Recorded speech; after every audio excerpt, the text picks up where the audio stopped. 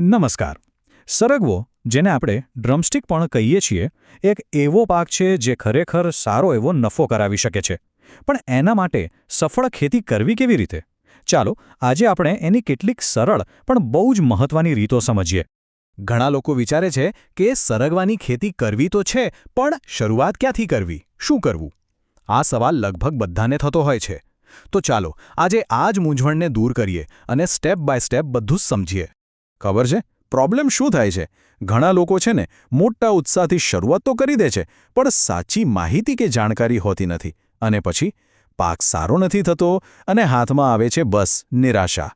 તો આવું આપણી સાથે ન થાય એના માટે શું કરવું એ આજે જાણીશું. સારું, તો સૌથી પહેલાં એ જોઈએ કે શરૂઆતમાં કયા પડકારો આવે છે અને એનો સામનો આપણે કેવી રીતે કરી શકીએ. એક વાત સમજી લો, સરગવાની ખેતીમાં સફળતાનું કોઈ મોટું રહસ્ય નથી. આખી ગેમ છે ને એ નાની નાની પાયાની બાબતોને બરાબર સમજવાની અને એને યોગ્ય રીતે કરવાની છે. બસ આટલું જ.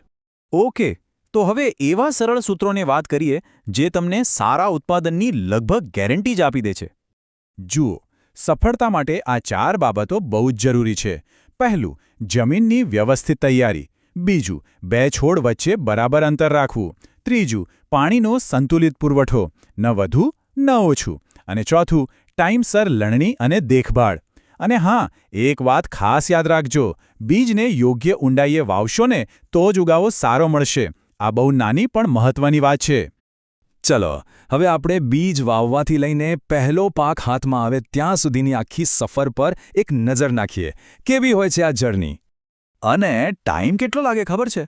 તમે બીજ વાવો ને એના ફક્ત 7 થી 10 દિવસમાં તો અંકુર ફૂટવા લાગે છે. અને સૌથી મજાની વાત તો એ છે કે જો બરાબર કાળજી લેવામાં આવે ને તો 5 થી 6 મહિનામાં જ પહેલો પાક લેવા માટે છોડ તૈયાર. કેટલું ઝડપી નહીં? પણ અહીં એક બહુ જ મહત્વની વાત ધ્યાનમાં રાખવા જેવી છે. જો દરેક જગ્યાની જમીન અને હવામાન અલગ અલગ હોય, બરાબર? એટલે કોઈ એક જ ફોર્મ્યુલા બધી જગ્યાએ કામ ન કરે. તમારે તમારી સ્થાનિક પરિસ્થિતિ પ્રમાણે ખેતીની પદ્ધતિમાં થોડા ફેરફાર કરવા જ પડે. આ બહુ જ જરૂરી છે. ઓકે, તો હવે આવીએ સૌથી મહત્વની વાત પર, એટલે કે પૈસાની વાત. આર્થિક રીતે આ ખેતી કેટલી ફાયદાકારક છે? ચાલો એના પર નજર કરીએ. અને આ વાત એકદમ સાચી છે. જો તમે સાચી રીત અપનાવો ને તો ઓછા ખર્ચમાં પણ બમ્પર ઉત્પાદન લઈ શકો છો. અને સાચે જ ખેતીને આવકનો એક જોરદાર સ્ત્રોત બનાવી શકાય છે. પણ સવાલ એ છે કે આ બધું કરવા માટે આખી સફરમાં સાચું ગાઈડન્સ ક્યાંથી મળે? કોણ મદદ કરે? તો આનો જવાબ છે કિસાન સારથી ઓર્ગેનિક ફાર્મ.